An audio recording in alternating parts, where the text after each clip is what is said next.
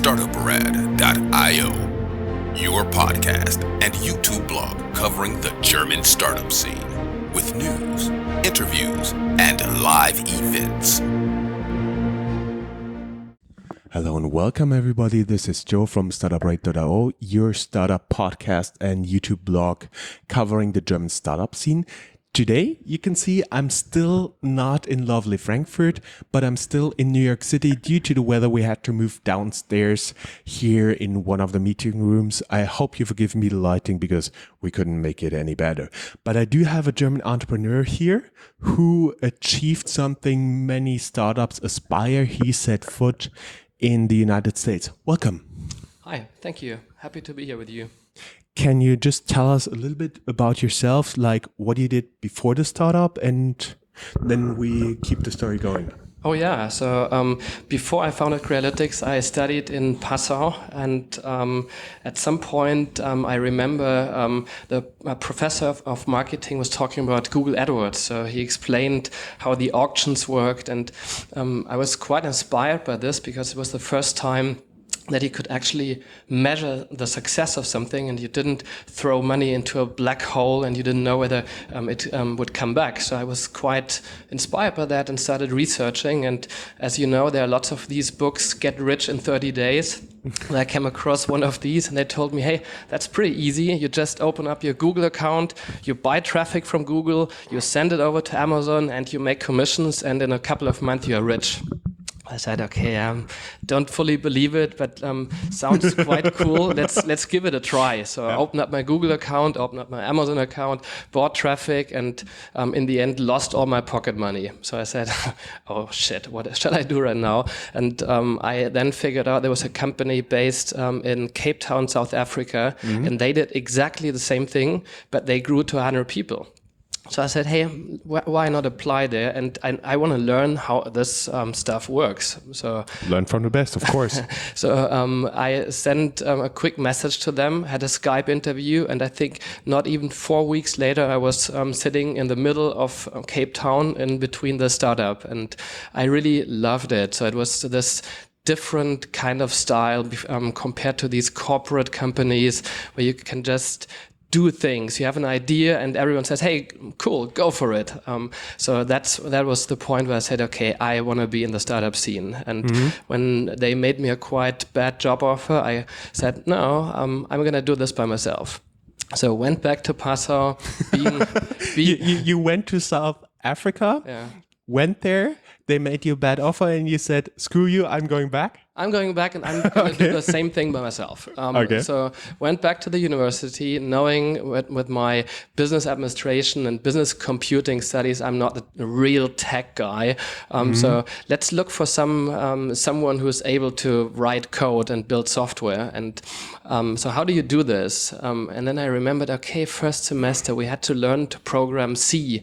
And there was that guy who taught a bunch of people, among others myself, how this worked. And that dude participated in a statistics exam, and I think 90-something% of all participants failed, and there was one with a 0.1 degree, and that was Christoph. So I said, Christoph, this is my guy. And for everybody who's not from Germany, having so many people failing an exam is not unusual, because like when you enter studies and when you leave studies, it's like 60% get kicked out. That was for exactly several reasons. The thing, We don't use a curve, so if you know everything, you get 100%. If you know nothing, you get 0. Yeah, exactly. So I started talking to Christoph, and Christoph is a tech guy, and I'm probably the rather outgoing, passionate entrepreneur. So I told him, hey, I have this great idea, and he always just said, okay, yeah, understand it. So and after my 2 hours monologue, he said, I will think about it. And I said, shit, this won't work out. And he got back to me a couple of weeks later and said, hello, you know what? I'm doing my PhD thesis, but it's also not the most exciting thing. So let's just do this. I found there's some internship at the university, some scholarship at the University of Passau. So let's just give it a try, apply, and we got it. And that was the point of time when we started dedicating our time to running the startup, buying traffic from Google and monetizing it through commission deals. This was the origin, and this was how we founded the company in the end. And what are you doing right now? So right now it's a completely different thing. We're kind of still in the same industry, but I'm running now a company with 170 people. We have 2 offices in Germany, one in Berlin, the bigger one, a smaller one in Passau, where we founded the company. Then we have roughly just a sales office with 5 people in London, and now in the New York office we're going to grow soon to 20 people. And what we do is we have a clear enterprise level focus. So we work with large retailers and help them to get better results out of their huge Google AdWords or search spend. So it's split into PLA, the product listing ads, and the more traditional text ads. So what we usually do is we cover all different layers end to end. So first is a strategic component, which is kind of forgotten in the market. So how do you predict customer lifetime value of customers? How do you align traffic acquisition with future sales coming in? Then there's this executional layer where we have people trained to execute campaigns and handle our own tech, which is the third layer, enabling. We have a development team of roughly 35 people and build a highly specialized, complex technology for retail advertising in the end. So it's compared to what we see in the market, there are advertising tools trying to address problems for everyone, whether it's insurances and automotive and retail. We at one point of time said, let's just narrow the market, but gain a decent share within this narrow retail vertical. So the product is highly aligned with pricing, inventory management. So it goes very deep, but it's narrow and not as the rest of the tools. And this has proven to be quite successful. And I think in 2014, we went to the UK. Then not even 2 years later, we made more than 50% of our revenues from the UK. And then we said, hey, the UK market is kind of similar to the US market. So what worked out well in the UK will definitely work out in the US. So we moved here, and it took a little longer, but it picked up incredibly well. So from what I understand, please correct me if I'm wrong, you first came here with the German Accelerator program? Yes. So it was mid-2016. There was myself and a new hire called Mark Schwartz, someone from the US, which is probably key to success, to have someone on the ground here dedicated to the market, who understands the mentality, who has a network here, and instead of just coming alone by yourself and trying to figure out everything. I know they have some arcane rules from time to time everywhere in like business regulation, taxes. Did you set up a legal entity here? Yeah, what we did prior to the German Accelerator, to the start of the German Accelerator, we set up a legal entity. 3 months before I moved, we started hiring, or even 4 months, I think. And when we started here, we had this managing director, Mark, already here. We had the legal entity, so everything was already set up. Okay, and what do you think was the most challenging part of getting set up here? You told me it took a little bit longer than you expected. So, I mean, you have to be just aware that initially you have no reputation. Nobody knows you. The whole network does not exist. And I think, at least in our case, over time you forget how your network plays for you when you have it, because there are constantly inbound leads, there are constantly happy clients who refer you to other new clients, and you start forgetting this. And when you arrive here, you see that all this does not exist. So you have to start reaching out. Then they want to see references. You only have European references. So in our specific case, what we try to do initially is focus on the mid-market segment. So rather target smaller companies, but there are lots of them. So instead of chasing elephants, rather go after like Walmart or Costco or whatever is out there. We didn't target these guys. We decided, let's target the mid-market. We identified 10,000 companies, built the whole sales machine, started reaching out, and started also onboarding new clients, closing deals, but it was always a relatively small ticket size. And we figured out that the customer acquisition costs plus the ongoing costs to keep them alive, to service them, and the churn rate we then saw is we made it profitable. It grows, but it's not what we figured out. It was not what we needed in order to really grow the company to the point where we wanted it to grow. So for the non-startup people, so basically the customer acquisition cost is all the money you have to spend before you sales have and marketing, before you have a client, and then maintenance costs, like people who take care of the clients call them, hey, how are you doing? You know, our newest offer and stuff like this. And then you come to churn rate, the rate you burn money at, basically spending money.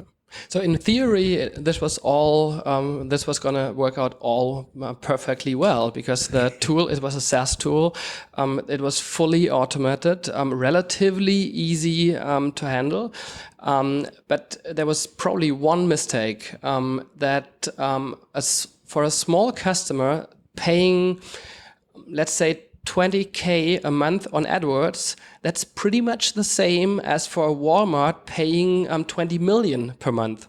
So they keep you as busy as one of the big guys. And this was probably... because it has for them the same importance. Exactly. Yep. Yeah. And so it was not as lean as we thought. So I think we are pretty good in one thing. We immediately realized this. Okay, so you switched the whole marketing approach and moved like up the food chain a little bit to the bigger guys? Yeah, so instead of having this a marketing approach geared to acquiring or to targeting 10,000 companies, we then picked 200 companies and switched to account-based marketing, which means research every single target, every single stakeholder, approach them with dedicated messages, provide value, send them over reports, start a conversation. And we knew that the sales cycle would be pretty long, but we now see that we have a huge impact. So we already closed one really big deal. We onboarded Lands' End. Then we have a big pipeline currently with 5 of the top 20 companies. It turned out to work really, really well, and we are seeing the credits right now. So it was definitely the right decision, and it just took a while after switching, but we see that it had a huge impact. That is pretty interesting, especially switching your approach. What I just want to focus on a little bit is your software as a service company. So basically you make money renting out your software. We have 2 distinct models. We have one pure software as a service model. So we give our clients the tool access, and they can do whatever they want. This does not include the executional layer, like people sitting in front and handling it. And this is more important, it does not include any strategic layer. What we see today, the market does not have an AI machine learning automation problem. The market has a problem when it comes to applying these technologies in the right way. So aligning what they do on the marketing side with their overall business strategy. And these are, for example, things like how does the budgeting work from at the interface between finance and marketing? They usually have a supply-based budgeting approach. So what did we buy? We know we will sell all this. We know we have to mark down a part of it. We know that search will be a certain percentage of it. So here's the budget and here are the targets. It's not the way it should work. So we help to better align this and to slice the marketing budget in a smarter way. So instead of just running fast with the technology, AI, machine learning, we make sure that we run fast using our tech, but also into the right direction, which is a huge difference compared to a pure SaaS offering. So we're offering both. Some companies just want to run it with a SaaS solution, but some of the very big guys, they request more than just a product and an automation tool. And you are externally financed? Yes. So we had several financing rounds over the time. Last one significant, about $9 million beginning of last year. Oh, very good. And you're right now not looking for any external investors? No, we don't. You don't? We Okay. believe that this money will be enough. We will become profitable by next year. So we have no plans currently to raise further money. Okay, well, only thing for me left to say is best of luck here in New York, right? Thank you. And best of luck with your other interviews here. Thank you. Danke dir. That's all, folks. Find more news, streams, events, and interviews at www.startuprad.io. Remember, sharing is caring.